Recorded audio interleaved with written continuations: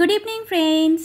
এই আজ সন্ধ্যায় বেরোলাম, আর বুঝি মহালয়ের আগে বের হওয়া হবে না, কারণ সামনের সপ্তাহ থেকে ছেলের ক্লাস 11-এর ফার্স্ট সেমিস্টার শুরু হবে। ভিডিওটা যখন দেখছো ততদিনে ছেলের পরীক্ষা শুরু হয়ে গেছে, কারণ ভিডিওটা দুদিন আগে করা। প্রথমেই আসলাম দিনবাজারের ভেতরে কালী মন্দিরে।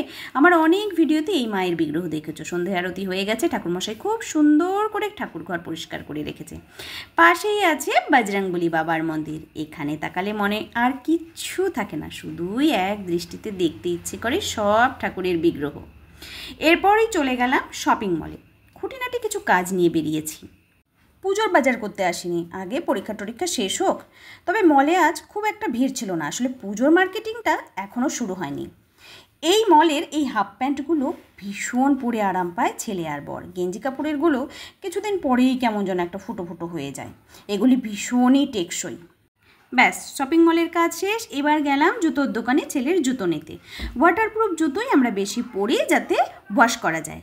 আমি আবার জুতোটা মাঝে মধ্যেই ওয়াশ করেই পরি, কারণ জুতোই সবচাইতে বেশি নোংরা বহন করে।